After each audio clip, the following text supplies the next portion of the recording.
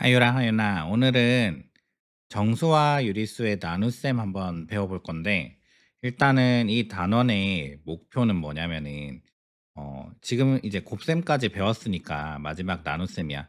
나눗셈의 원리를 이해해보고 계산하는 게 이 단원의 목표고, 지금까지 또 덧셈, 뺄셈, 곱셈, 나눗셈, 사칙연산을 다 배웠으니까, 그걸 이제 혼합돼 있을 때 어떻게 계산하는지, 그거를 이 단원에서 한번 배워볼 거야.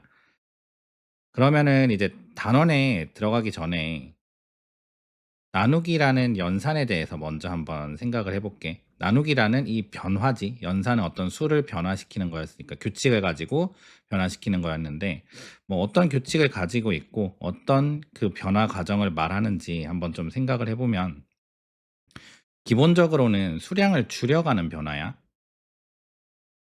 근데 어떻게 줄여가냐면은 하나, 둘 이렇게 줄이는 게 아니고 몇 배, 곱하기가 몇 배 늘려가는 거였지. 나누기는 그러면은 몇 배, 배율을 가지고 몇 배, 몇 배 이렇게 줄여가는 변화야. 변화. 음. 이게 나눗셈에 대한 연산에 대한 생각이고, 그래서 이제 실제적으로 계산을 할 때 수학에서는 어떻게 정의를 하냐면은 역수를 곱하는 거라고 정의를 해.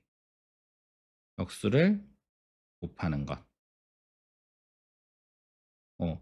나눗셈이라고 하는 연산도 뭐 교환 법칙도 이제 성립하지 않고 결합 법칙도 성립하지 않고 뭔가 이제 공통되는 성립하는 법칙이 없다 보니까 곱셈을 빌릴 거야. 곱셈이라고 하는 연산을 빌려서 연산을 하게 될 거고, 그래서 나눗셈이라고 하는 연산 자체를 어떻게 정의를 했어? 역수를 곱하는 거다. 어. 상등원 역원에서 이거 배웠었지. 역수는 뭐야? 곱셈이라고 하는 연산의 역원이었어. 그래서 간단하게 이제 중학교 수준에서는 역수를 곱하는 게 나누기라고 하는 연산이라고 생각하면 돼. 그러면 이제 곱하기, 나누기에서는 나누기가 곱하기로 이렇게 기생을 하게 될 거고, 더하기 빼기에서는 빼기가 더하기로 이렇게 변환을 해서 더하기의 성질을 이용을 하겠지. 그래서 다시 한번 복습해 보면은,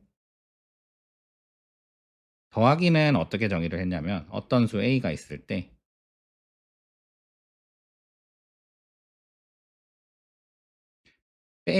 빼라고 하는 말은 뭐였어? 부호가 반대인 수, 반수를 더하는 것. 어, 부호가 반대인 수를 더하는 것을 빼기라고 정의를 해서 빼기를 더하기로 바꿔서 덧셈의 그런 계산 법칙들을 이용을 잘 했고, 그리고 나누기라고 하는 애는 뭐냐면은 역수. 역수는 뭐냐면은 조금 이따가 배울 건데 분모 분자. 분수에서 분모 분자를 뒤집어 놓은 수를 역수라고 해. 그래서 이렇게 a분의 1이라고 표시를 해볼게. 어떤 수? a 역수 a분의 1을 곱하는 것. 이게 나눗셈의 정의야. 다시 한번 뺄셈은 뭐라고? 뺄셈은 반수를 더하는 거, 부호가 다른 수를 더하는 거, 그리고 나눗셈은 역수, 분모 분자를 뒤집어 놓은 수를 곱하는 것. 이렇게 수학적으로 계산할 땐 정의를 했어.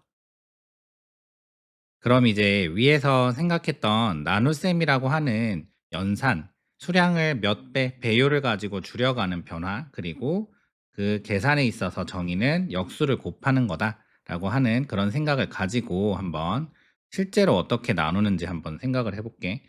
유리수 나눗셈을 할 때 그 방법은 뭐냐면은 일단은 곱셈과 같이 두 수의 부호를 판단을 해. 두 수의 부호가 같은지 다른지 판단을 해서, 곱셈은 어쨌든 부호만 신경을 써주면서 절대값을 그냥 곱했지. 나눗셈도 마찬가지야. 부호가 같든 다르든 결국은 절대값을 나눠줄 거야. 그리고 결과 부호는 뭐라고? 부호가 같으면은 양의 부호, 부호가 다르면은 음의 부호를 선택을 해주면 돼.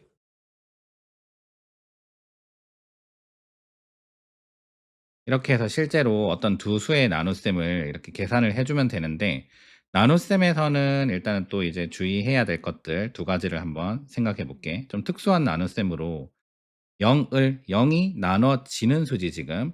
0을 0이 아닌 수, 0이 아닌 수 어떤 수 a라고 하는 걸로 나눠 볼게. 이거의 의미를 생각해 보면은 만약에 5 나누기 3 하면은 뭐야? 피자 5 판을 3 명이서 나눠 먹으세요. 각자한테 똑같이 돌아가는 몫은 얼마입니까? 이게 나눗셈의 의미였지. 그러면은 나눠지는 수가 0 이라는 건 뭐야? 애초에 나눌 게 없다는 소리지. 애초에 나눠지는 게 나눌 게 없어.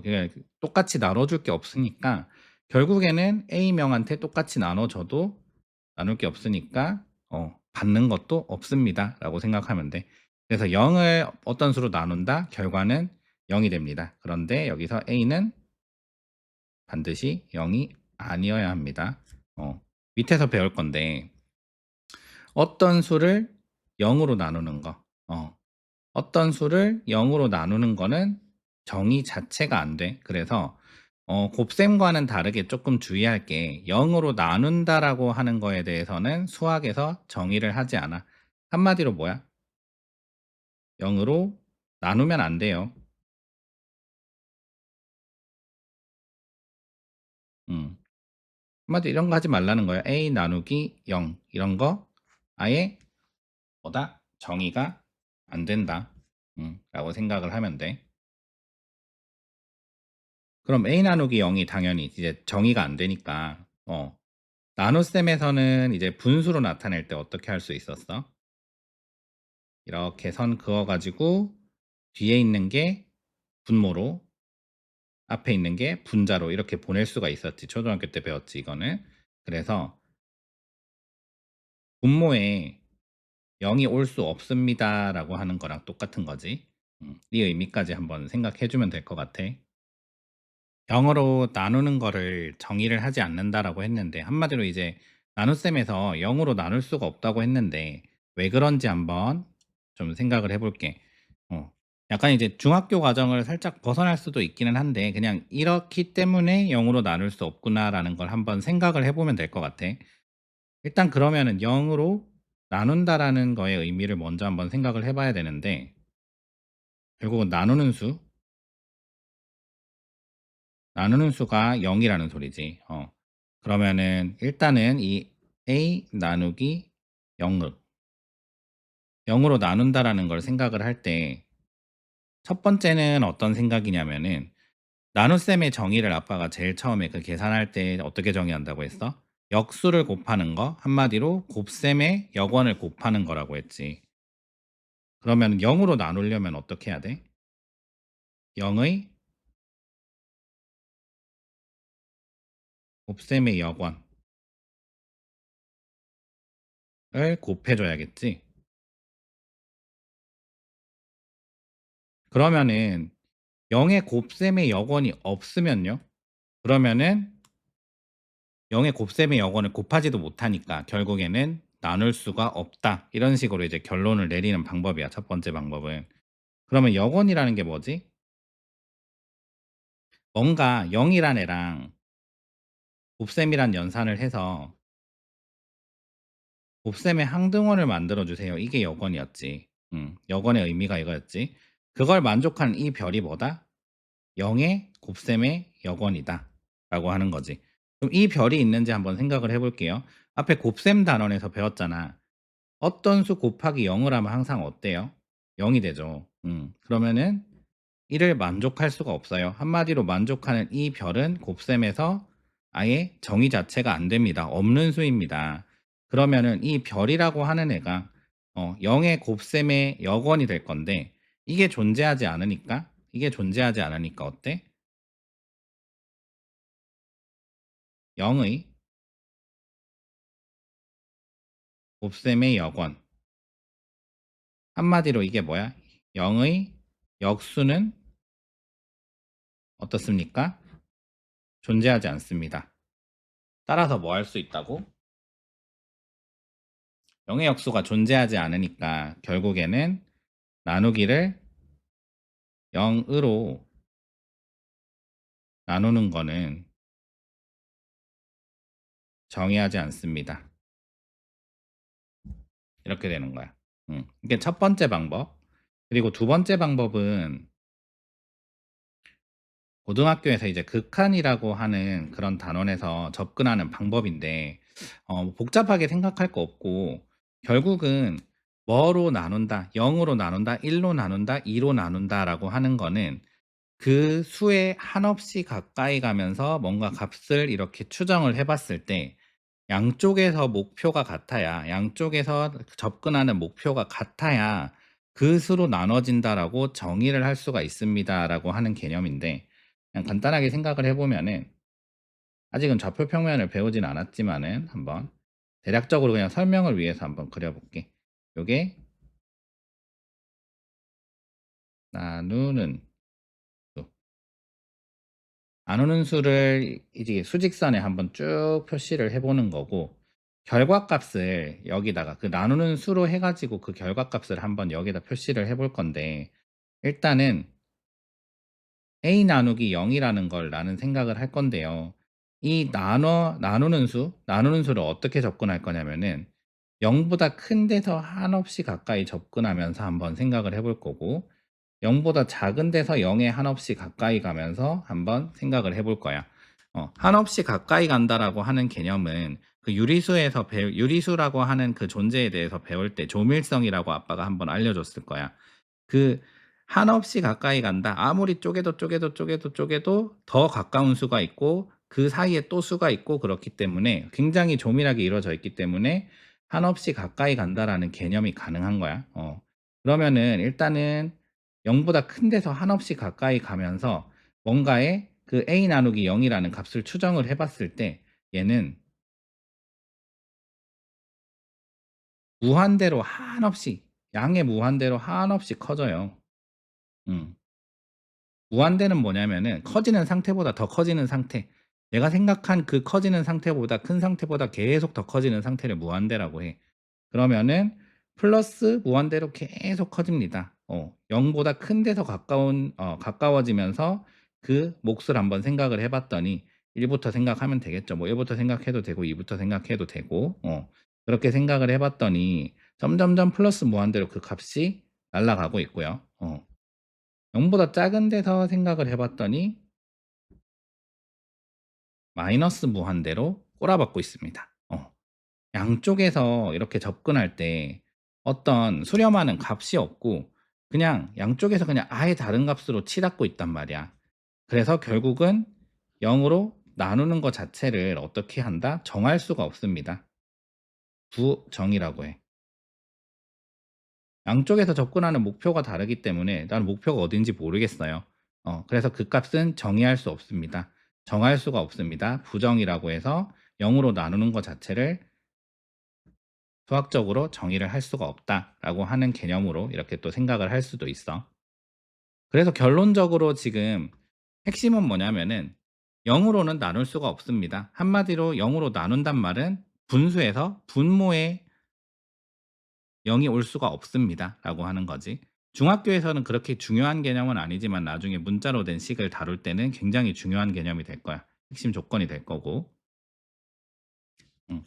앞에서 생각했던 거는 일단은 0으로 왜 나눌 수 없는지에 대한 내용은 한번 그냥 생각만 해 보면 되는 거고 '아 이래서 0으로 나눌 수 없구나.'라고 한번 설명을 들어보는 데 큰 의미가 있을 것 같고 이제 실제로 나누는 방법들을 배웠으니까 어떻게 계산을 하는지 한번 문제를 통해서 적용을 해 볼게. 실제로 한번 나눠 볼게.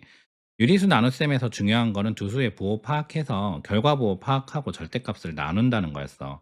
그러면은 두 수의 부호가 같을 때는 어떻게 해야 돼? 결과 부호는 어때? 플러스입니다. 그런데 안에 절대값을 나눠줄 거예요. 그치? 그랬더니 계산 결과가 어떻게 나옵니까? 42 나누기 7이니까 6이 나옵니다. 이렇게 계산을 해주면 돼. 그리고 두 번째 똑같아. 두 수의 부호가 어때? 나누는 두 수의 부호가 같아. 그러면은 결과 부호는 플러스가 나올 겁니다. 그런데 안쪽에는 절대값의 나눗셈을 하면 됩니다. 그래서 결과는 플러스 2입니다. 이렇게 계산해 주면 되고 밑에는 어떤 경우야? 이게 나누는 두 수의 부호가 다른 경우지. 그러면 결과 부호가 어떻게 나와? 마이너스가 나오지. 나누는 두 수의 부호가 다를 때는 결과 부호가 마이너스일 거고 그 두 수의 절대값을 그냥 나눠주면 됩니다. 그래서 결과는 마이너스 3이 나옵니다. 이렇게 생각하면 되는 거고 절대값이 아니라 나누는 두 수의 부호가 같아 달라. 그러면은 결과 부호는 마이너스일 거고 두 수의 절대값을 나눠주면 됩니다. 실제로 나누기를 해봤더니 마이너스 9, 4, 36이니까 40이 나옵니다. 이렇게. 나눗셈은 이제 초등학교에서 다 배웠던 것들이기 때문에 하는 과정을 상세하게 다루지는 않을 거고, 지금 이런 식으로 계산을 합니다. 유리수의 나눗셈을 이런 식으로 계산합니다. 라고 생각을 하면 되는 거고, 자, 어떤 수가 있는데 0을 나눈다라고 하는 0을 나눠지는 수가 0이야. 그러면 애초에 피자가 없어. 어때? 아무리 나눠봐야 내 몫은 0이겠지. 0을 어떤 수로 나눠봐야 항상 몫은 어떻습니까? 나한테 떨어지는 몫은 하나도 없습니다. 애초에 나눌 게 없었으니까 그런 말이고 어떤 수를 0으로 나눈다. 나누는 수가 0이다. 이건 어때? 정의 자체가 안 되는 식이다. 정의가 되지 않는 식이다. 라고 생각을 하면 돼. 그럼 여기까지 나눗셈, 유리수의 나눗셈을 실제로 어떻게 하는지, 이제 0이라는 숫자에 대해서 특수한 나눗셈이 어떤 게 있었는지, 왜 0으로 나누면 안 되는지 이런 것들에 대해서 생각을 해봤고 이것들을 한번 이 나눗셈이라고 하는 연산을 수직선에서 직관적으로 좀 표현하는 방법을 한번 배워볼게.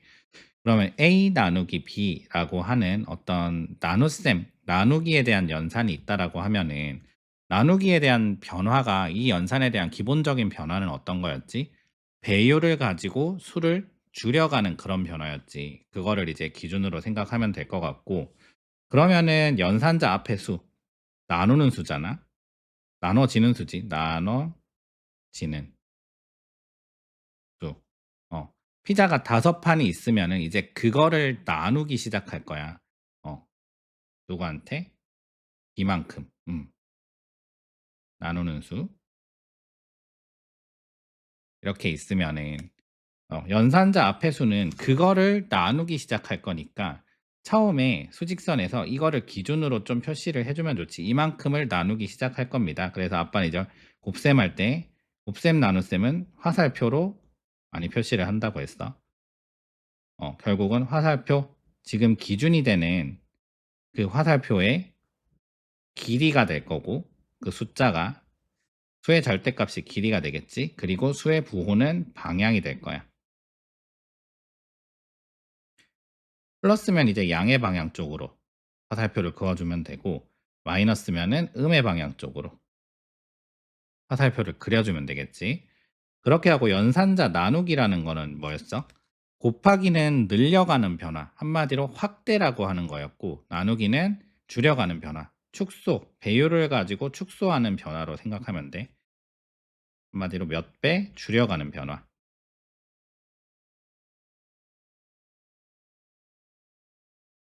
이런 변화를 생각을 해주면 되고 연산자 뒤의 수는 뭐였냐? 일단은 연산자는 나 아직 축소는 안 했는데 지금 축소하러 갈 거예요. 축소할 거예요라고 이제 준비하세요라고 하는 그런 말이었고 그리고 연산자 뒤의 수는 실제로 몇 배? 실제로 몇 배를 축소할 거예요. 이거에 대한 정보를 제공하고 명령해 주는 애라고 보면 돼. 더하기 빼기에서도 마찬가지였지. 그리고 수의 부호로 방향을 결정할 건데 방향은 여기서는 양의 방향, 음의 방향이 아니라 기준의 방향 그대로 갈 건지 기준의 방향 반대로 갈 건지 그거를 생각하면 돼. 그래서 결국은 이제 수의 부호로 방향을 판단할 건데 뒤에 실제로 몇 배 하세요. 근데 플러스 몇 배 하세요. 마이너스 몇 배 하세요의 의미는 플러스는 기준 방향 그대로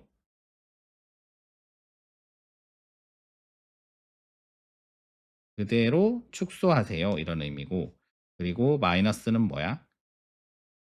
기준 반대 방향으로 기준 반대 방향으로 축소하세요. 이런 의미였어. 그래서 이거를 가지고 한번 실제로 어떻게 나누기에 적용을 하는지 한번 생각을 해 볼게. 플러스 6 에서 마이너스 2를 한번 나눠 볼게. 나눗셈의 방법을 생각하면은 그 두 수의 부호가 다르니까 마이너스가 결과 부호가 나올 거고 각 수의 절대값을 나눌 거고요. 그래서 결과는 뭐가 나옵니까? 마이너스 3이 나옵니다라고 이제 계산을 하는 거였는데 수직선에서 이제 직관적으로 좀 판단을 해 볼게. 자, 첫 번째는 뭐였어? 수직선 그릴 때 기준점 항상 0 찍어 주고 양의 방향 표시해 주고 그리고 단위 1 만큼씩이지. 근데 지금은 이제 내가 6 만약에 여기가 플러스 40 이다. 42 칸을 다 표현해 주기는 힘드니까 대략적으로 위치가 어디입니다 정도로 한번 나타내 볼게. 0 에서 시작해서 플러스 6 이라는 데는 얼마만큼이에요? 대충 한 요 정도라고 생각을 해 볼게요. 자, 화살표가 어떻게 있어요? 기준이 되는 화살표가 요렇게 수의 부호가 플러스니까 양의 방향을 바라보면서 쭉 이렇게 6 만큼 뻗어나가 줍니다. 그러면은 이거를 지금 나누기 할 거니까 이게 기준이 되는 거야. 이거를 나누기 할 건데 몇 배 축소하라고 했어요, 뒤에? 음. 2배 축소하라고 했어. 2배 축소하라고 했어. 일단은 절반으로 나눠 볼게. 절반으로 나누면 뭐야? 플러스 3 이지. 그러면은 화살표가 2 배가 축소가 됐어요, 지금. 근데 그 방향 어떻게 하라고요? 반대 방향으로 축소하래요. 반대 방향 쭉쭉쭉쭉쭉쭉 넘어가서 화살표가 이렇게 넘어가는 거야. 그런 식으로 화살표가 넘어가서 반대 방향으로 축소를 했더니 결과 위치가 어딥니까? 이 화살표는 어디에 있습니까? 끝이 마이너스 3에 있습니다. 마이너스 3에 있습니다. 라고 생각을 하는 거야. 자, 다시 한번 해볼게. 플러스 6이라는 화살표가 있었고 나누기 축소네요. 몇 배 축소할 건데요? 2배 축소할 건데 방향은 어떻게? 반대 방향으로. 지금 기준 방향의 반대 방향으로 축소할 거니까 결과 H는 마이너스 3입니다. 이렇게 생각할 수 있었던 거고. 그리고 두 번째 한번 또 같이 예를 들어보면은 마이너스 9 나누기 마이너스 3이 있다고 한번 해볼게. 그럼 마이너스 9 나누기 마이너스 3 이거를 수직선에 한번 표현을 해줘서 이건 바로 답을 한번 내보자. 자, 기준점 한번 찍어주고요. 여기를 마이너스 9라고 해볼게요. 화살표를 어떻게 나타냅니까? 지금 여기가 음의 방향이니까 화살표의 방향은 이렇게 음의 방향으로 마이너스 9가 끝을 향하고 있어야지. 나누기 할 거예요? 축소할 거예요? 실제로 몇 배요? 3배 축소할 거예요. 그러면은 하나, 둘, 3배 한번 이렇게 축소를 해볼게. 3배 축소했더니 지금 위치는 마이너스 3이 됐어요. 그런데 그 나누는 방향 말고요. 방향은 어디로? 나누는 방향의 반대로 점점점점점 이렇게 화살표가 이렇게 돌아가서 여기에 위치하겠죠. 그래서 화살표의 끝은 어디를 가르칩니까? 플러스 3이라고 하는 위치를 가리킵니다. 이렇게 수직선에서 직관적으로 한번 생각을 해볼 수가 있었어. 수직선에서 표현 한번 다시 정리해 보면은 연산자 앞에 있는 수, 지금 이제 피자 몇 판 나눌 건지 그 피자에 대한 거잖아. 결과적으로 내가 지금 나눌 기준이 되는 거고, 수직선에서 나타낼 때는 화살표의 길이로 나타낼 거야. 음. 이거를 실제로 줄이고 늘리고 할 거야.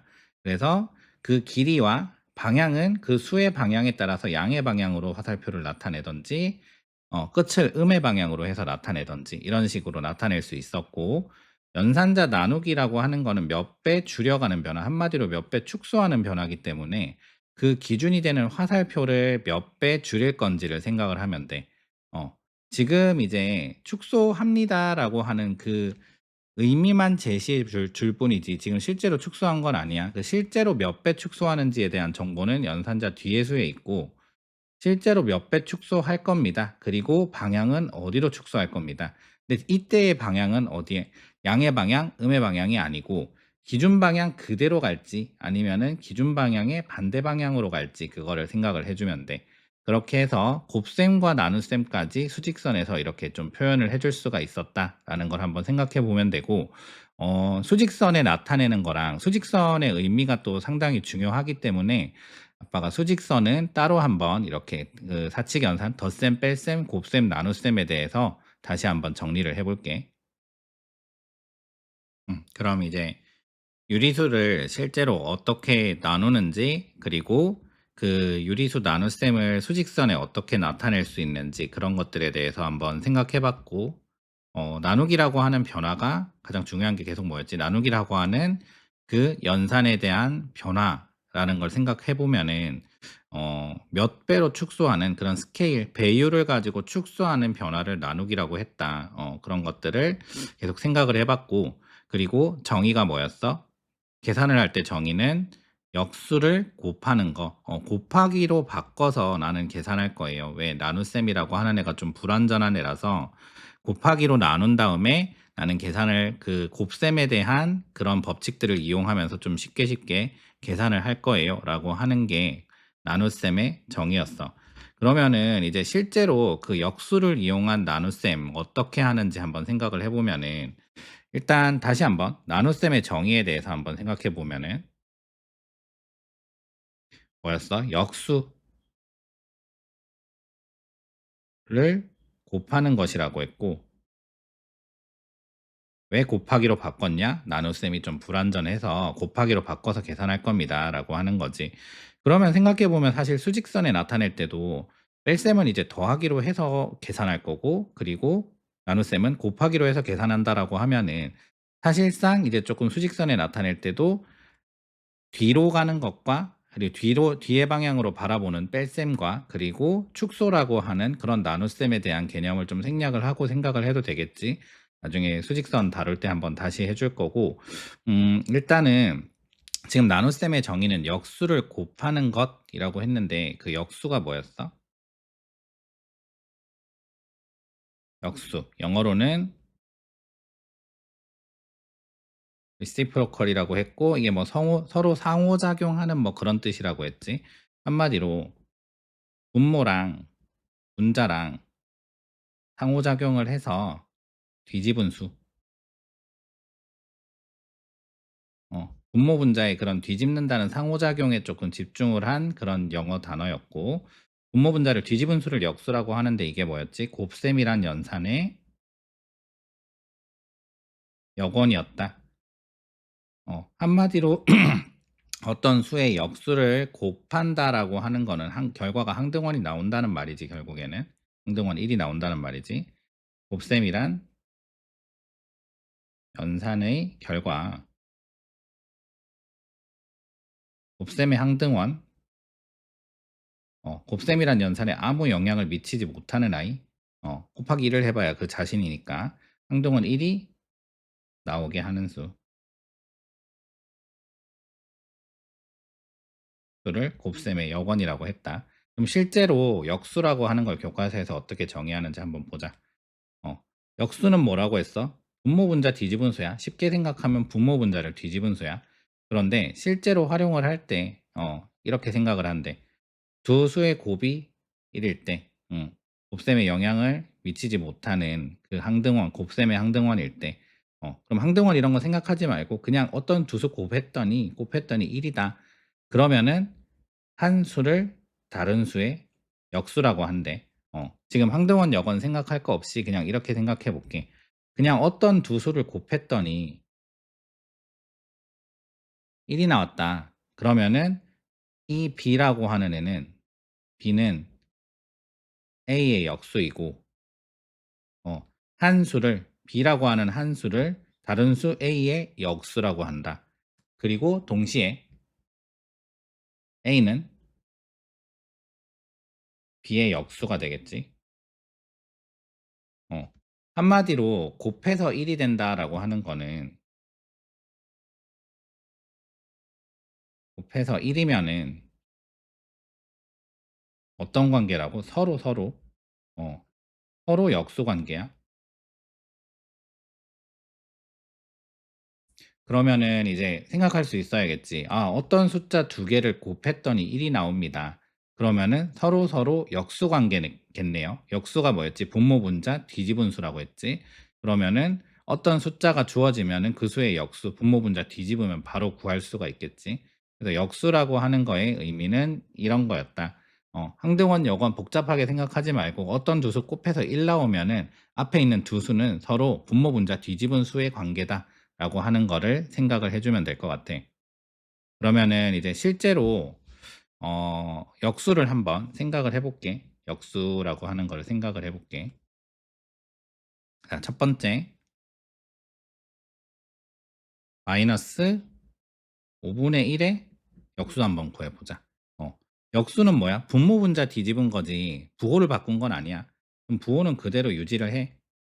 역수 구하는 거야, 지금. 분모 분자 뒤집으면 어떻게? 1분의 5지. 그러니까 결국은 5분의 마이너스 5분의 1의 역수는 뭐다? 5입니다. 아, 그러면은 역수는 뭐예요? 곱하면 1 나오는 애잖아요. 그러면은 실제로 곱해 볼게요. 마이너스 5분의 1 곱하기 마이너스 5를 했더니 곱하기 할 때 어떻게 하죠? 부호가 같으면 결과 부호는 플러스고요.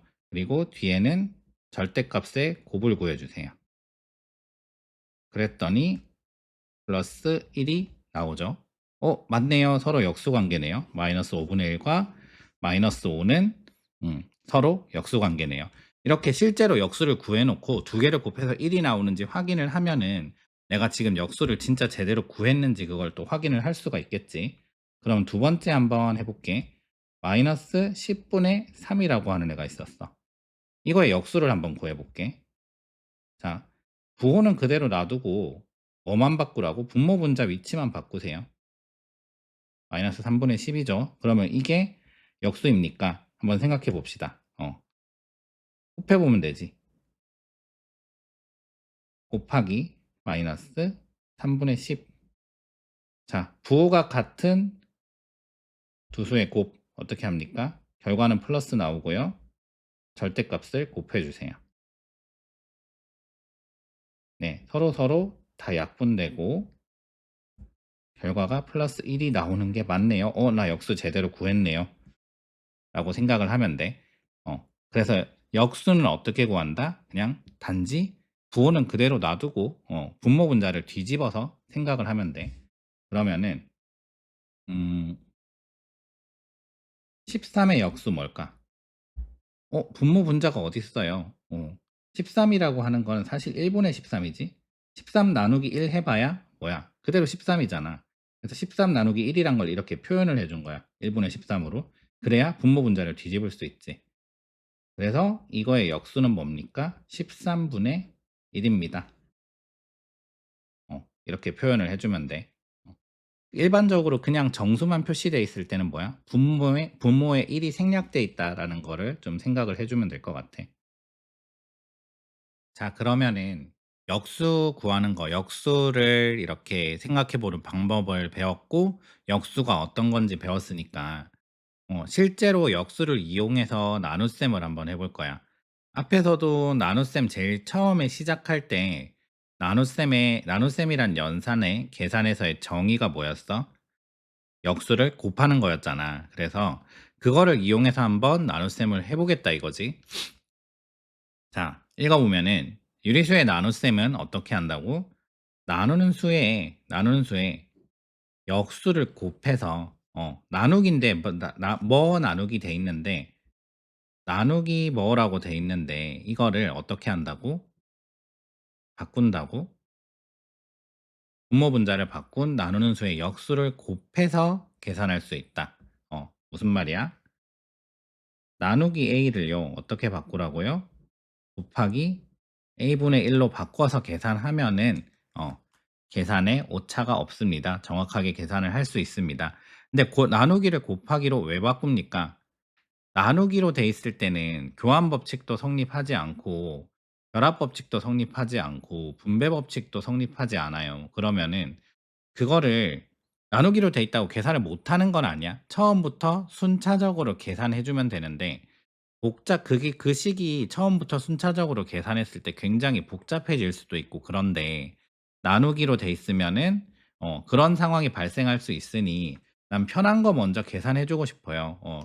위치 바꾼 다음에 교환 법칙 쓴 다음에 결합 법칙 통해서, 그리고 내가 공통으로 돼 있는 거를 조금 묶어 줘 가지고 좀 간단하게 계산하고 싶기도 하고, 아니면은 따로따로 분배해서 계산하고 싶기도 해. 그런 것들을 다 이용을 하려면 어떻게 해야 된다고? 곱하기로 바꿔야 돼. 그래서 유리수의 나눗셈을 어떻게 한다고? 곱하기로 바꿔서 계산하자라고 하는 게 이 내용이고, 어떻게 한다고? 다시 유리수의 나눗셈은 나누는 수의 역수를 곱해서 계산할 수 있다라고 돼 있어. 한마디로 역수를 곱해서 계산을 하는 방법 한번 여기서 실제로 해 볼게. 자, 8 나누기 4분의 7이야. 그러면은 이 나누는 수의 역수를 곱한다라고 했지. 8에서 곱할 건데 뭘 곱해? 이 나누는 수 4분의 7의 역수. 7분의 4에 7분의 4의 역수는 4분의 7이지. 그러면은 이게 약분이 돼서 결론적으로 이렇게 상당히 쉽게 계산을 할 수가 있었습니다. 라고 하는 거고, 그리고 지금은 이제 수가 딱 두 개니까 뭐 교환 법칙, 결합 법칙 이런 거 생각할 필요 없고, 지금 나눗셈을 곱하기로 바꿔서 역수를 곱한다라고 하는 걸로 바꿔서 계산할 수 있다라는 걸 해보는 거야. 자, 그럼 이것도 똑같이 해보면은 마이너스 12분의 7이라고 하는 숫자에서 나누기 7을 했잖아. 나누기 7은 어떻게 바꿀 수 있다고? 역수를 곱하는 걸로 바꿀 수 있다고. 7의 역수는 7분의 1이지. 1분의 7이니까. 7분의 1을 곱하는 걸로 바꿀 수가 있었어. 그러면 이 순간에 뭐가 돼? 부호가 다른 서로 다른 두 수의 곱이 돼 버리지. 그러면은 부호는 마이너스가 될 거고 절대값을 곱해주면 됩니다. 그래서 결과는 뭐가 나옵니까? 마이너스 12분의 1이 나옵니다. 라고 계산하면 되는 거고, 소수가 나왔어요. 그러면은 나는 지금 분수 계산하고 있잖아. 그럼 분수로 바꿔주면 좀 편하겠네. 일단은 10분의 34니까 나누기 마이너스 7분의 17 이라는 식이야. 근데 요거 약분되지. 2로 하면은 5가 되고 17이 될 거야. 5 뭔가 뒤집으면 약분될 것 같아요. 그래서 봤더니 결국에는 5분의 17 나누기 마이너스 7분의 17을 하라는 소리였습니다. 근데 나누기 이거 어떻게 바꿀 수 있다고요? 역수를 곱하는 걸로 바꿀 수 있다고. 그래서 5분의 17 곱하기 마이너스 17분의 7. 마이너스 7분의 17의 역수 부호 그대로 놔두고 분모 분자만 바꿔주면 된다고 했지. 그래서 마이너스 17분의 7을 곱하면요. 부호가 다른 두 수의 곱이네요. 어떻게 합니까? 결과 부호 한번 생각해 보세요. 부호가 다르니까 마이너스. 그 다음에 곱하기니까 절대값 그냥 곱하기 하면 되죠. 그랬더니 17이라고 하는 수가 약분이 되고요.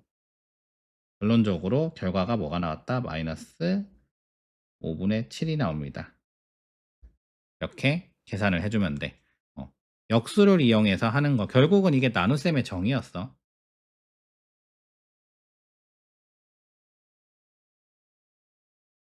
나눗셈의 정의가 뭐라고? 역수를 곱하는 거다. 나눗셈의 정의가 역수를 곱하는 거기 때문에 뭐야? 역수가 존재하지 않으면은 그 수로 나눌 수가 없는 거였고, 그래서 0이라고 하는 애가 걸려들었어.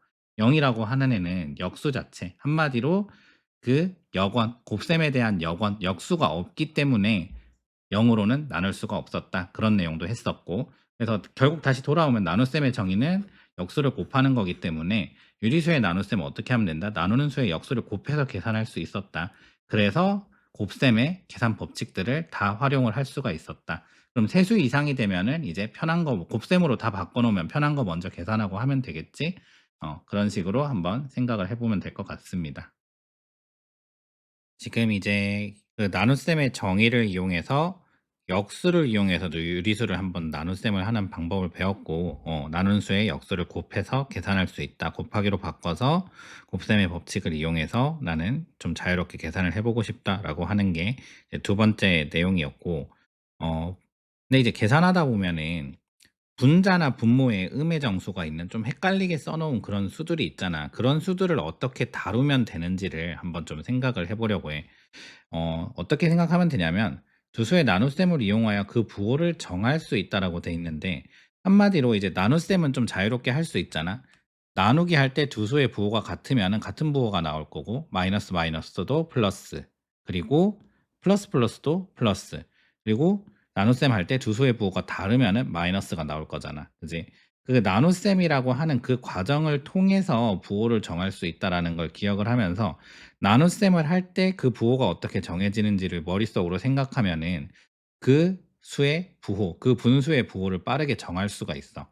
그래서 실제로 한번 어떻게 부호를 정하는지 한번 생각을 해 볼게. 첫 번째 경우, 일단 부호가 같을 때 한번 생각을 해 볼게. 마이너스 4 분의 마이너스 7과, 그리고 플러스 4 분의 플러스 7이 있다고 해 볼게. 분모와 분자의 부호가 같은 수들이 있어. 분모와 분자의 부호가 같은 수들이 있어.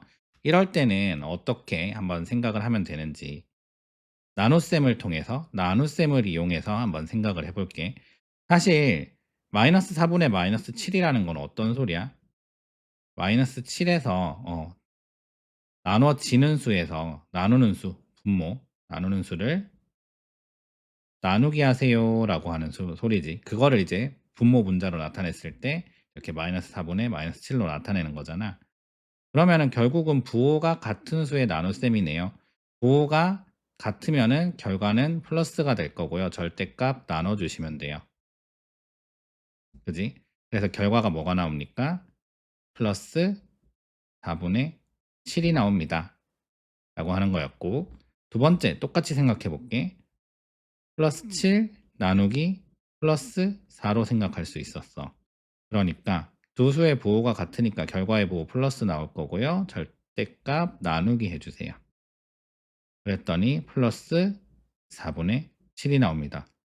지금 보니까 마이너스 4분의 마이너스 7이나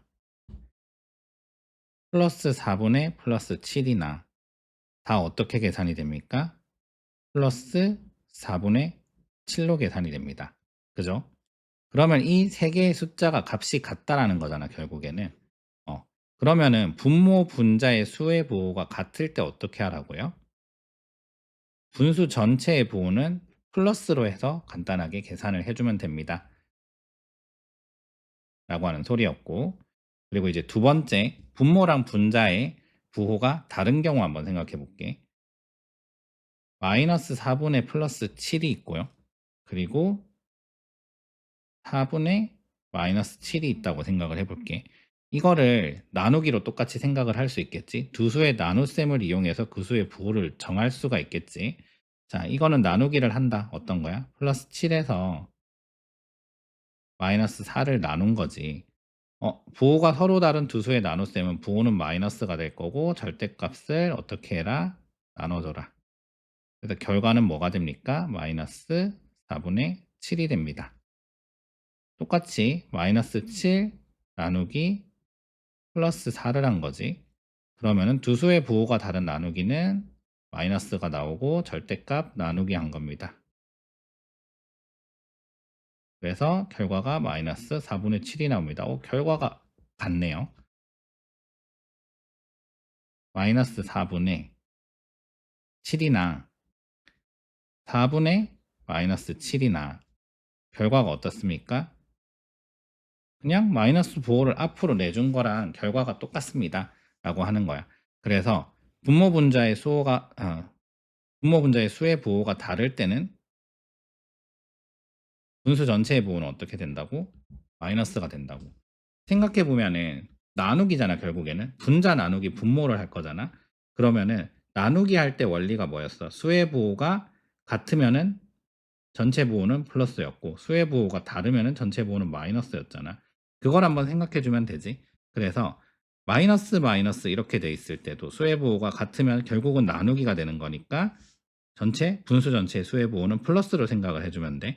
그래서 이걸 어떻게 활용을 하면 되냐면은, 분수에서 마이너스 부호를 사실은 어디에 붙여도 값은 변하지 않지. 봐봐. 분모에 마이너스가 있거나 분자에 마이너스가 있거나 결국은 앞으로 마이너스 하나 꺼내주면 됩니다. 어디에 붙여도 값은 변하지 않기 때문에 수식 계산할 때 어떻게 하라고요? 분모 분자의 마이너스를 앞으로 꺼내서 정리해가지고 좀 쉽게 계산하라고. 아까 마이너스 4분의 7의 역수는 그냥 부호 그대로 놔두고 7분의 4 하면 되잖아. 그런데 분모나 분자에 마이너스가 들어가 있으면은 마이너스 7분의 4 이거 어떻게 계산해? 나중에 곱셈, 나눗셈 이런 거 할 때 헷갈릴 수가 있단 말이지. 그래서 그 숫자를 어떻게 정리해라? 마이너스 그냥 꺼내서 전체의 부호가 마이너스가 된다고 생각하면 되고, 마이너스 4분의 마이너스 7 플러스 4분의 플러스 7 부호가 같을 때는 그냥 플러스 앞에 꺼내서 이렇게 생각하면 돼. 그렇게 해서 간단하게 식을 정리를 할 수가 있었다. 분모 분자에 음의 정수가 있든 아니면 뭐 같은 수가 있든 두 가지 경우에 다 생각을 할 수 있었지. 그래서 이 경우에는 지금 결국은 분모나 분자에 음의 정수가 들어가 있을 때 그런 것들을 좀 간단하게 생각할 수 있는 방법을 배웠고, 어떻게 하면 된다? 분수 전체의 부호로 꺼내서 이렇게 좀 간단하게 정리를 해주면은 수식 계산할 때 쉬워지더라 라고 하는 의미가 이 3단원 세 번째 주제의 의미라고 생각하면 될 것 같아. 자, 그럼 이제 기본적으로 더하기, 빼기, 곱하기, 나누기에 대해서 우리가 계산할 수 있는 방법들, 각각의 연산이 있을 때 계산하는 방법들은 이제 다 배웠어. 그러면 이제 나머지 남은 게 뭐야? 덧셈, 뺄셈, 곱셈, 나눗셈. 이거 하려고 지금까지 이거 한 거야. 지금까지 이제 배웠던 여러 가지 연산의 과정들이나 이런 것들은 지금 우리 하율이 하윤이가 한국말을 자유롭게 할 수 있는 것처럼 나중에 수학을 하는 데 있어서 당연한 게 돼버려. 이 계산은 당연하게 못하면은 나머지를 할 수가 없는 거야. 그렇기 때문에 이거는 지금 많이 연습을 해놔야 되고, 나중에는 당연하게 그냥 이건 이렇게 계산하는 거야 라고 알고 있어야 되는 그런 것들이야. 수학에서 가장 기본이 되는 것들이라서 이 연산들을 혼합 계산, 섞여 있을 때 어떻게 하는지 한번 생각을 해볼 거야. 교과서에 보면은 덧셈, 뺄셈, 곱셈, 나눗셈이 섞여 있는 식의 혼합 계산은 어떻게 하면 된다고요? 다음 순서로 계산하면 편리하다라고 돼 있지. 순서가 있다는 말이야. 계산하는 순서를 내가 지금 정해 줄 테니까 이대로 한번 계산해 보세요 하는 거야. 다음 순서로 계산하면 편리하다가 아니고 이 순서대로 계산 안 하면 틀려. 계산의 식이 다르게 나와. 그래서 우리는 이렇게 계산을 할게요라고 지금 교과서에서 정해 주는 거고, 그거를 한번 그대로 좀 따라 해볼게. 첫 번째는 뭐부터 계산해라? 거듭 제곱이 있으면은 거듭 제곱을 먼저 한번 계산을 해봐라. 제일 우선순위 뭐라고? 거듭 제곱. 그리고 그 다음에 거듭 제곱을 계산을 했으면은 그 다음에 이제 괄호 있는 거. 괄호를 친다는 게 뭐야? 결합 법칙에서 괄호 쳤지. 괄호를 친다는 거의 의미는 뭐냐면 내가 이거 먼저 계산해 볼게요라고 하는 거야. 사실은 거듭 제곱도 괄호로 해서 이게 몇 번 곱해졌습니다라고 나타내 놓은 거잖아. 그러니까 괄호에 해당되는 거겠지. 근데 그러면 괄호 중에서 우선순위를 어디다 둬라? 거듭 제곱에 좀 두고 거듭 제곱을 먼저 계산을 하고요. 왜냐하면 거듭 제곱이 될수록 부호가 또 달라지니까. 거듭 제곱을 먼저 계산하고 그 다음에 괄호를 계산을 하는 거야. 괄호는 소괄호, 중괄호, 대괄호가 있지. 소괄호는 이렇게 나타내고, 그리고 중괄호는 이런 식으로 표현을 할 거고, 그리고 대괄호는 이렇게 꺾인 가로 이런 식으로 표현을 할 거야. 그래서 순서는 소괄호 먼저, 그 다음에 중괄호 먼저, 대괄호 먼저. 왜냐면 안에서 나오면 나올수록 소, 중, 대 이렇게 표현을 할 거니까 가장 안쪽에 있는 괄호 먼저 계산해주고 그 다음에 계산해주고 그 다음에 계산해주고, 괄호는 소중대로 이렇게 계산을 할 거고, 괄호 계산했으면 그 다음에 뭐 하래요? 연산을 이제 하나하나 풀어갈 건데 곱셈을 먼저 해줄 거야. 물론 이제 나눗셈 포함이겠지. 곱셈하고 세트가 뭐야? 나눗셈이야. 나눗셈은 어떤 연산이었어? 곱셈의 역수. 역수를 곱하는, 곱셈의 역수가 아니라 곱셈의 역원을 곱하는 연산이 나눗셈이었기 때문에 역수를 곱하는 게 곱셈이었지. 나눗셈이었지. 그래서 결국은 나눗셈을 곱셈으로 바꿀 거면은 곱셈 먼저 그냥 계산하면 되고, 만약에 안 바꿀 거다, 그대로 놓고 계산하는 게 더 편리하다라고 하면은 안 바꿀 거면 어떻게 해라고? 앞에서부터 순서대로 해라. 왜? 나눗셈이 섞여 있으면 교환법칙, 결합법칙 성립을 안 해. 그러면은 어떻게 하라고? 내 맘대로 순서 바꿔서 편한 거 먼저 계산하는 게 아니고, 곱셈하고 나눗셈으로 연결이 돼 있는 식에서는 앞에서부터 차례차례 앞에 두 개 계산하고, 그 결과랑 또 세 번째 계산하고, 그리고 그 결과랑 네 번째 계산하고, 이런 식으로 순서대로 가라, 그런 소리고. 곱셈을 처리하셨으면 그 다음에 뭐 하래요? 제일 마지막으로 덧셈. 뺄셈 포함이겠지. 세트는 뺄셈이지. 뺄셈은 뭐였어? 부호가 반대인 수를 더하는 걸로 정의를 했지. 그럼 마찬가지로 뺄셈을 덧셈으로 정의한다라고 하면은 사실 순서가 상관이 없는데, 마음대로 편한 거 먼저 계산해도 되는데, 근데 만약에 안 바꾸실 거면 어떻게 하라고요? 앞에서부터 순서대로 계산을 해줘야 돼. 음. 그래서 결국에는 뭐 바꾸면 편할 때도 있고 안 바꾸면 편할 때도 있고, 너무 빠르게 계산이 될 때는 굳이 안 바꿔도 되겠지. 그러면은 계산의 순서가 어떻게 된다? 거듭제곱, 괄호, 곱셈, 덧셈. 음. 거듭제곱, 괄호, 곱셈, 덧셈. 이 순서로 항상 연산을 해주세요. 섞여 있을 때 혼합 계산을 항상 이 순서로 해주세요 하는 게 여기서의 약속이었어. 유리수의 덧셈, 뺄셈, 곱셈, 나눗셈의 혼합 계산을 할 때 약속이었어. 그럼 이 약속을 그대로 따라가면서 실제로 어떻게 계산하는지 한번 좀 볼게. 자, 혼합 계산의 순서는 뭐라고? 거듭제곱, 괄호, 곱셈, 덧셈. 괄호는 소중대.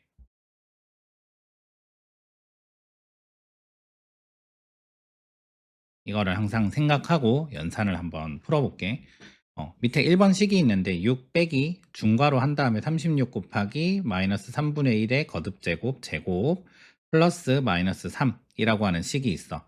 그러면은 연산에서 가장 우선순위 뭐였어? 거듭제곱 먼저 풀어주래. 거듭제곱도 결국은 소괄호지. 근데 괄호 중에서 우선순위를 어디다 두냐? 거듭제곱에 먼저 두세요. 나중에는 이거 따로따로 계산해서 빠르게 계산하면 되는데, 지금은 전체 과정을 한번 다 표시를 하면서 가볼게. 자, 1순위 뭐 하라고요? 이거 먼저 계산해 주세요. 마이너스 3분의 1에 제곱했더니 마이너스 3분의 1 곱하기 마이너스 3분의 1. 두 수의 부호가 같은 수의 곱이 돼버리기 때문에 부호는 플러스가 되면서 두 수를 곱해주면 되겠지. 그리고 마이너스 3에 계산이 됩니다. 이렇게 했더니 그 다음에 이제 뭐 풀어줘야 돼요? 괄호 풀어주세요. 지금 6 빼기 36 막 이런 거 먼저 하지 말고 괄호 내가 먼저 계산한다고 했으니까 요거 소괄호 없으니까 지금 중괄호 먼저 계산을 할 건데, 이 안에서는 어떻게 해야 돼? 이 안에서는 덧셈과 곱셈이 있는데 어떤 연산이 먼저다? 곱셈이란 연산이 먼저입니다. 괄호 지금 식 계산하려고 보니까 덧셈과 곱셈이 섞여 있어서 뭐부터 계산한다? 곱셈 먼저 계산한다. 자, 곱셈 먼저 계산했더니 약분이 돼요. 4, 1. 그래서 결과가 4가 나오고요. 플러스 마이너스 3. 곱셈 계산했더니 이제 뭐가 남았습니까? 더하기가 남았네요. 곱셈 다음에 더하기 처리해 주세요. 요거 아직 처리하면 안 돼요. 왜? 아직 괄호 다 안 풀었잖아. 괄호 풀어가는 중인 거야 지금. 6 빼기 플러스 1입니다. 그래서 결과는 어떻게 나옵니까? 5가 나옵니다. 이렇게 계산을 해주면 되겠지. 자, 거듭 제곱이 가장 먼저, 그 다음에 괄호를 풀고, 괄호를 풀어가는 과정에서 그 안에서 식의 계산도 똑같이 거듭, 괄, 곱, 덧 이거를 생각하면 돼. 과정에서 거듭 제곱이 있으면 거듭 제곱 먼저, 곱셈 있으면 그 다음에 곱셈, 그 다음에 덧셈, 이런 식으로 순서를 시킨 대로 하면 됩니다. 그러면 이것도 한번 생각해 볼게. 전체를 쭉 봐. 더하기, 음수 더하기 양수 나누기 음수 곱하기, 괄호가 있네요. 그럼 지금 여기 거듭제곱 있어요? 없죠? 거듭제곱 없으면 가장 지금 우선순위가 뭐야? 이거 먼저 계산하면 되겠네. 괄호 먼저. 그러면 그대로 마이너스 30 플러스 24 나누기 마이너스 6 곱하기 이거 계산해 주면 얼마죠? 9 빼기 7은 2. 빼기를 더하기로 안 바꿨는데 계산이 너무 쉽잖아. 그러면 이거 굳이 더하기로 바꿀 필요 없지 지금. 이렇게 해서 계산 먼저 해 주고 이제 소괄호를 풀어냈습니다. 그러고 봤더니 더하기, 나누기, 곱하기가 섞여 있네. 그지? 그러면은 이렇게 섞여 있을 때는 뭐부터 하라고요? 곱하기, 나누기 먼저 하라고요. 근데 곱하기로 다 바꾸시려면은 내가 편한 거 먼저 약분하면서 먼저 계산해도 되고요. 아니고 곱하기, 나누기 그대로 놔두려면 어떻게 하라고요? 처음부터 계산하래요. 그럼 곱하기, 나누기의 뭉치가 뭐야? 요만큼이지. 이거를 먼저 계산을 해볼게. 처음부터 순서대로 30 플러스 24 나누기 마이너스 6 하면은 뭐가 됩니까? 결과가 마이너스 4가 되죠. 그지? 이거 계산했으면 이제 이거 계산한 거랑 요것도 연산하면 되는 거야. 여기서도 더하기 곱하기가 섞여 있지. 곱하기 먼저 하세요. 30 플러스 마이너스 8. 그렇게 되니까 결과가 뭐가 됩니까? 마이너스 38이 됩니다. 이런 식으로 할 수도 있고요. 여기서 지금 어떻게 하면 돼? 나누기를 곱하기로 먼저 바꿔서 계산해도 돼. 그러면은 여기서 일단은 바꾸는 과정을 한번 생각해 볼게. 마이너스 30 플러스 24 곱하기 뭐 역수를 곱하는 거니까 마이너스 6분의 1이지. 그리고 마지막으로 곱하기 2. 이렇게 바꿔주면은 그냥 다 곱하기로 연결이 돼 있으니까 편한 거 먼저 계산하면 되는데 이렇게 바꿨더니 그냥 처음부터 계산하는 게 편하네요. 어쨌든. 그래서 마이너스 30 약분돼서 마이너스 4 곱하기 2니까 결국에는 마이너스 30 플러스 마이너스 8이 나와서 결국에는 마이너스 38이 나오더라.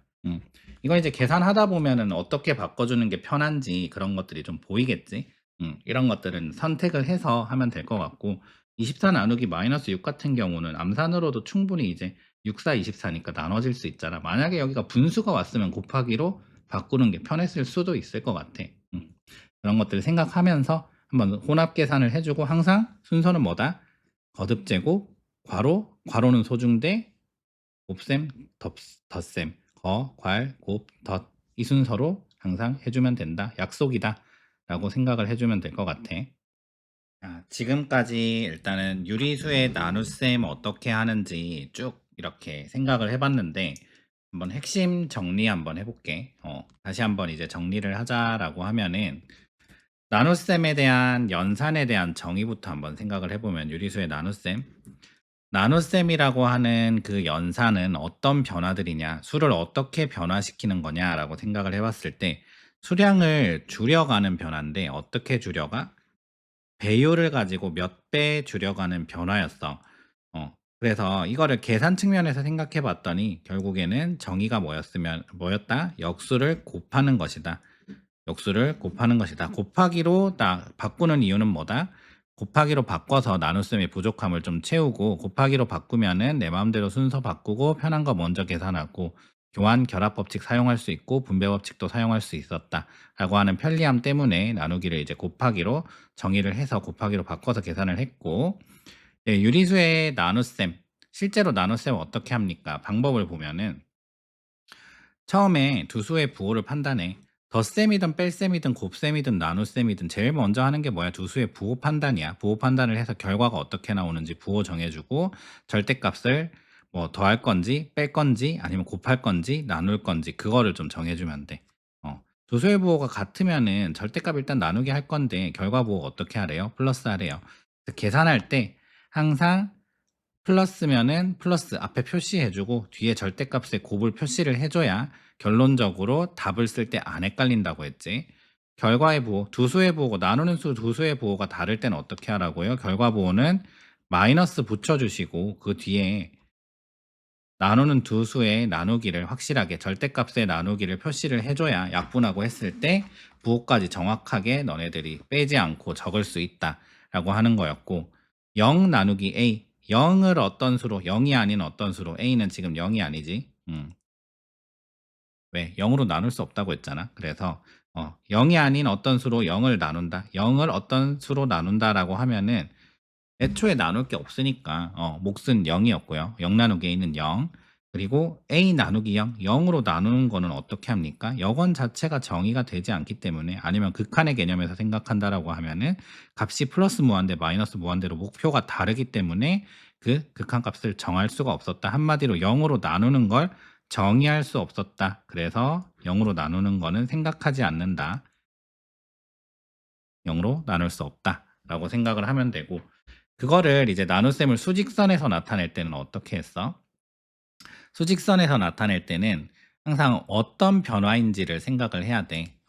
곱하기는 배율을 가지고 몇 배, 몇 배, 몇 배 늘려가는 변화였기 때문에 처음에 기준을 잡아주고, A라는 수에서 처음에 기준을 잡아주고 늘려가는 변화, 확대하는 변화, 얼마만큼, B만큼 이렇게 생각을 했는데, 나누기는 몇 배 줄여가는 변화니까 기준을 잡아주고 A에서 기준을 잡아주고 축소할 건데요. 얼마만큼? B만큼. 이런 식으로 생각을 하면 돼. 그래서 그걸 수직선에 나타내면 의미가, 연산자 앞에 이 A라고 하는 수는 어떤 의미였냐? 기준. 내가 이거를 이제 줄여가고 늘려갈 거예요. 근데 나누기니까 줄여가는 거겠지. 몇 배 줄여갈 거예요. 화살표로 나타냈고 그 기준의 길이를 나타내는 거였어, A가. 그리고 A의 부호에 따라서 방향을 나타내는데, 플러스면 양의 방향으로 화살표를 그려주면 되고, 마이너스면은 음의 방향으로 화살표를 그려주면 된다. 연산자, 나누기는 지금 축소하라는 의미고, 몇 배, 배율을 가지고 축소하라는 의미고, 연산자 뒤의 수는 일단은 축소하세요, 준비하세요, 연산자에서 이렇게 준비를 시켰으면은 실제로 몇 배 축소하세요라는 의미가 연산자 뒤의 수의 의미였어. 명령어지. 실제로 몇 배 축소하면서 수의 부호에 따라 방향을 기준 그 방향 그대로 유지할지, 플러스면은 기준 그 방향 그대로 유지하면서 축소할지, 마이너스면은 기준의 반대 방향으로 해서 축소할지, 그거를 한번 결정해 주세요 하는 거였고, 실제로 나눗셈을 계산할 때 어떻게 할 수 있었어? 역수를 곱해서 계산할 수 있었어. 이게 나눗셈의 정의지.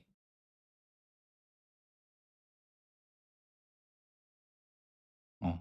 그래서 나눗셈의 정의를 이용해서 나누기 a라는 거를 곱하기 a로 a분의 1로 바꿀 수 있었고, 역수는 뭐였어? 분모 분자를 뒤집은 수를 역수라고 했지. 역수를 곱하는 걸로 바꿀 수 있었고, 그러면은 이제 역수라고 하는 게 뭡니까? 라고 하는 걸 먼저 배우긴 했는데, 사실은 역수라고 하는 거는 곱해서 1이 나오는 거는 서로 이제 역수 관계라고 합니다. 근데 이거를 숫자를 봤더니 결국은 분모 분자를 뒤집은 게 역수라고 이렇게 생각을 하면 됩니다. 라고 하는 거였고, 세 번째는 분수의 기호. 분모나 분자에 마이너스가 들어가 있거나 뭐 플러스가 들어가 있거나 막 이렇게 기호가 있을 때, 분모와 분자의 그 수의 부호가 따로 표시되어 있을 때, 그럴 때 부호를 어떻게 생각하면 됩니까? 라고 하는 게 이제 분수의 기호에서 이제 생각을 한 거고, 뭘 통해서 생각해 보라고요? 우리 나눗셈 하는 방법 통해서 결국은 분수라고 하는 게 분자 나누기 분모를 그렇게 분수로 나타낸 거니까, 나눗셈을 통해서 부호 한번 생각해 보세요 하는 거야. 나눗셈 할 때 어땠어? 두 수의 부호가 같으면은 결과 부호가 플러스고, 두 수의 부호가 다르면은 결과 부호가 마이너스잖아. 같아. 분모 분자가 지금 나누는 두 수잖아. 그러면 분모 분자의 부호가 같으면은 결과 부호는 플러스가 될 거고, 분모 분자의 부호가 다르면은 결과 부호는 마이너스가 될 거야. 근데 결국은 헷갈리는 게 이 마이너스 부호였단 말이야. 음의 부호는 사실은 어디에 붙여도 값 변화가 없었어. 그러다 보니까 결국은 어떻게 하라고요? 분모 또는 분자에 마이너스가 있으면 그냥 분수 앞으로 전체 부호로 꺼내세요. 그렇게 해서 간단하게 계산하세요. 라고 하는 게 핵심이었고, 그리고 가장 중요한 게 이제 이런 것들의 계산 방법을 다 배웠으니까, 지금까지 이거 하려고 지금 그 덧셈, 뺄셈, 곱셈, 나눗셈을 다 배운 거지. 덧셈, 뺄셈, 곱셈, 나눗셈, 이런 사칙 연산의 혼합 계산을 하는 거. 사칙 연산의 혼합 계산은 어떤 순서로 하세요? 어떤 순서로 하세요? 교과서에서 정해줬어요. 거듭 제곱 먼저 계산하고, 이거 소괄호의 일종이라고 했지. 거듭 제곱 먼저 계산하고 그 다음에 괄호 계산하세요. 근데 괄호의 순서는 소괄호, 중괄호, 그다음에 대괄호 순서로 안에서부터 풀어 주시면 되고, 그다음에 이제 괄호가 이제 풀리면서는 곱셈, 덧셈 순서로 하면 됩니다. 곱셈과 짝꿍 누구 있습니까? 나눗셈 있고요. 덧셈과 짝꿍 뺄셈 있습니다. 굉장히 쉽게 계산되는 경우는 그냥 놔둬도 됩니다. 놔둬도 됩니다. 근데 조금 복잡하다 싶으면은 나눗셈을 곱셈으로, 뺄셈을 덧셈으로 바꿔서 계산하면 내가 편한 거 먼저 계산할 수 있습니다. 위치 바꿔서 편한 거 먼저 계산할 수 있습니다. 근데 만약에 그대로 놔둘 거면 어떻게 하세요? 순서대로 계산하세요. 앞에서부터. 이게 나눗셈 단원의 핵심이었어. 지금까지 더하기, 빼기, 곱하기, 나누기, 네, 유리수의 이 사칙 연산에 대해서 하나하나 이렇게 생각을 지금 해보고 있는데, 지금 이 단원들에서 중요한 건 뭐냐면은, 지금 하는 방법이나 이런 의미들을 아는 것도 중요하지만은, 나중에는 이게 숨 쉬듯이 자연스럽게 그냥 나와야 되는 것들이란 말이야. 그러면은 지금은 이 방법을 통해서 이렇게 연습하는 거를 하겠지만은, 지금 연습을 굉장히 많이 해 놔야 돼. 연산도 이렇게 좀 많이 해 보고 실제로 어떻게 계산하는지를 틀리지 않게 계속 이렇게 연습을 좀 하고, 많은 연습을 통해서 나중에는 그냥 이렇게 자연스럽게 숨 쉬듯이 '당연히 이건 이렇게 계산하는 거야.'라고 자연스럽게 나올 수 있도록 우리 하율이, 하윤이가 연습을 한번 많이 해 보자.